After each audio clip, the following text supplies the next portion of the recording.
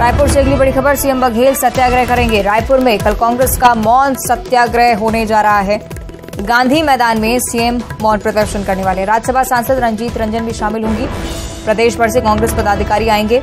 केंद्र सरकार के खिलाफ मौन सत्याग्रह करने की कोशिश, केंद्र पर तानाशाही रवैया अपनाने का आरोप लगाया जा रहा है। सुबह 10 बजे से लेकर शाम 5 बजे तक मौन धरना रखा जाएगा और इस धरने में खुद मुख्यमंत्री भूपेश बघेल भी शामिल होने वाले हैं। मंत्री कवासी लखमा की तरफ से पहले भी ये जानकारी दी जा चुकी थी कि 12 तारीख को यानी कि कल मौन सत्याग्रह करने वाले हैं। सीएम भूपेश बघेल भी सत्याग्रह का हिस्सा होंगे, ये जानकारी सामने आ रही है। गांधी मैदान में सीएम भी प्रदर्शन करेंगे। राज्यसभा सांसद रंजीत रंजन भी मौजूद रहेंगी। प्रदेश भर में कांग्रेस पदाधिकारी जितने भी हैं यहां पर पहुंचेंगे।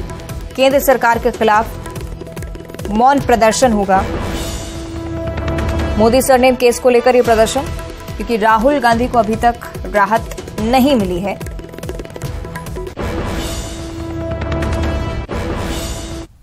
इधर कांग्रेस ने चुनावी तैयारियां तेज कर दी हैं। छत्तीसगढ़ युवा कांग्रेस ने चुनावी तैयारियां तेज कर दी हैं और छत्तीसगढ़ में युवा कांग्रेस की चुनावी तैयारी को देखते हुए बयान भी सामने आया है। भूपेश है तो भरोसा है, नारा लेकर ही उतरने वाले हैं मैदान में। घर घर पहुंचकर युवा कांग्रेस संवाद करेंगे।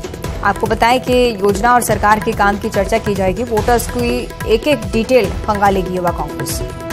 चुनावी मोड में युवा कांग्रेस नजर आती हुई। भूपेश है तो भरोसा है का नारा और साथ ही साथ जितनी भी योजनाएं चल रही हैं आखिरी व्यक्ति तक पहुंच रही हैं या नहीं, ये पता लगाने की कोशिश होगी और संवाद साधते हुए कांग्रेस सरकार के प्रति समर्थन जुटाने की कोशिश। छत्तीसगढ़ विधानसभा चुनाव की तैयारियों में कांग्रेस जुटी हुई है। अपनी तैयारियों को धार देने की कोशिश भी लगातार चल रही है उनकी। सीएम भूपेश बघेल खुद मोर्चा संभाले हुए हैं। इसी कड़ी में प्रदेश के युवाओं को साधने की कोशिश लगातार जारी। इसी के तहत मुख्यमंत्री भूपेश बघेल खुद युवाओं से सीधा संवाद करने वाले हैं। इसकी रणनीति बनाने की जिम्मेदारी युवा कांग्रेस के कंधों पर है। इस मुद्दे पर यूथ कांग्रेस नेताओं से बातचीत की है हमारे संवाददाता ममता लांजीवाल ने। सबसे ज्यादा अगर हम बात करें वोटर्स की संख्या युवाओं की और महिलाओं की है। मुख्यमंत्री भूपेश बघेल भेंट मुलाकात की तर्ज पर अब युवाओं से भी संवाद करेंगे और संभाग स्तरीय जो है ये संवाद होगा।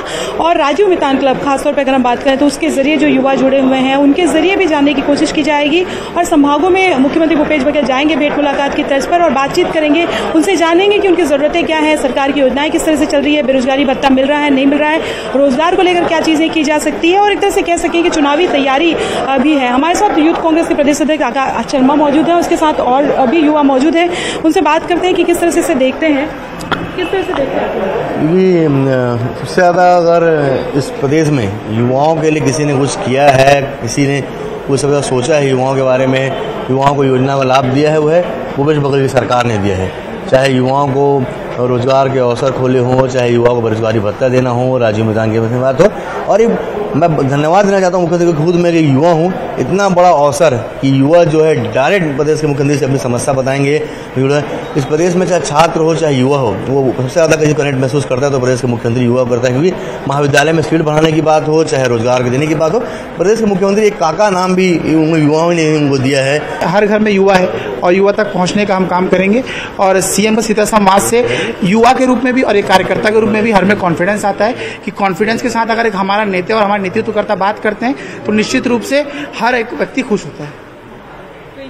देख रहे हैं आप लोग यूथ कांग्रेस के लिए भी रास्ता थोड़ा आसान होगा आपको लगता है? देखिए माननीय भूपेश बघेल जी हमेशा पंक्ति के आखिरी व्यक्ति पे खड़े हुए को भी कैसे लाभ पहुंचाते, उस चीज में हमेशा उनका केंद्र आकर्षित रहता है कि वो भले बेरोजगारी भत्ता हो या देश में सबसे कम बेरोजगारी जहाँ पे जिस प्रदेश में वो छत्तीसगढ़ प्रदेश है।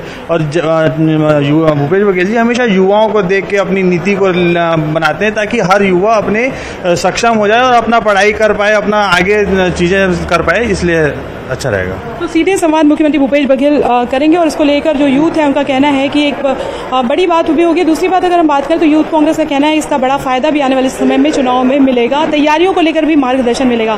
कैमरा पर्सन मनीष के साथ ममता लांजेवाल, न्यूज 18 छत्तीसगढ़, रायपुर।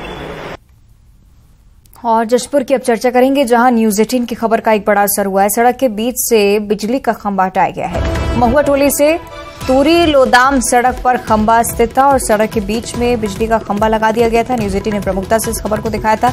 बिजली विभाग और पीडब्ल्यूडी विभाग हरकत में आया, खंबा अब हटाए गए। तस्वीरें आप देखिए। ग्रामीणों ने न्यूज 18 का आभार भी इसके लिए व्यक्त किया।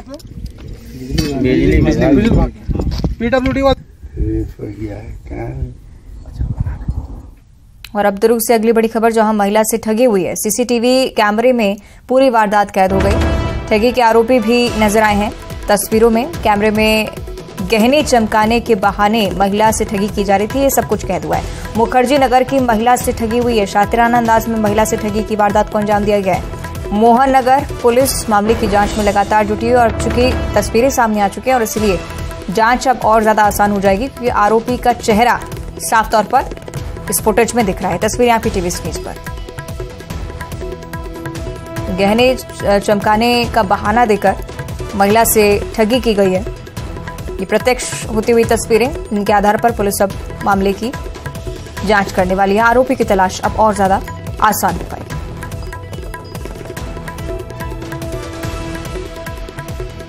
दुर्ग की ये तस्वीरें, वारदात सीसीटीवी कैमरे में कैद हो गई। गहने चमकाने का बहाना देकर महिला से ठगी की ये वारदात, जो कि पास ही लगे कैमरे में कैद हुई है। तस्वीरें हम आपको दिखा रहे हैं। मुखर्जी नगर की महिला से ठगी हुई थी। शातिराना अंदाज से महिला से ठगी की कोशिश, और ये जो तस्वीरें हम आपको दिखा रहे हैं साथ ही, ये आरोपी की तस्वीरें हैं।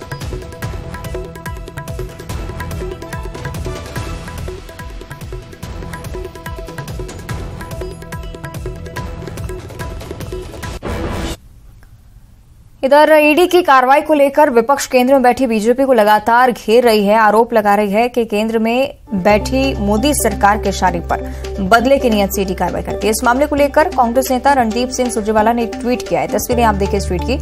सुरजेवाला ने लिखा है कि उनके द्वारा सुप्रीम कोर्ट में एक याचिका दायर की गई थी, जिसमें मोदी सरकार द्वारा ईडी डायरेक्टर को लगातार सेवा विस्तार देने की बात थी। इस पर सुनवाई करते हुए सुप्रीम कोर्ट ने सरकार के द्वारा दिए गए इस सेवा विस्तार को अवैध बताया है। उन्होंने एक बार फिर से आरोप लगाते हुए लिखा है कि केंद्र में बैठी मोदी सरकार केंद्रीय जांच एजेंसियों का इस्तेमाल बीजेपी के फ्रंटल इकाई की तरह कर रही है। सुरजेवाला ने यह भी कहा है कि सुप्रीम कोर्ट को ईडी और सीबीआई डायरेक्टर के एक्सटेंशन के कानून की वैधता को सही ठहराने वाले फैसले पर भी पुनर्विचार करने की जरूरत है।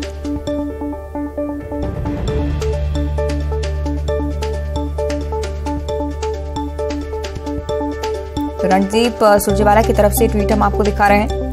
लगातार ये मुद्दा उठाती हुई कांग्रेस भी काफी बार नजर आई है। कुल मिलाकर विपक्ष ये बात लगातार कहता है कि ईडी को हथियार बनाते हुए केंद्र में बैठी बीजेपी सरकार अन्य राजनीतिक पार्टी के कार्यकर्ताओं को, नेताओं को परेशान करने की कोशिश करती है। और इसी संबंध में इनकी तरफ से ये ट्वीट एक बार फिर से सामने आया है।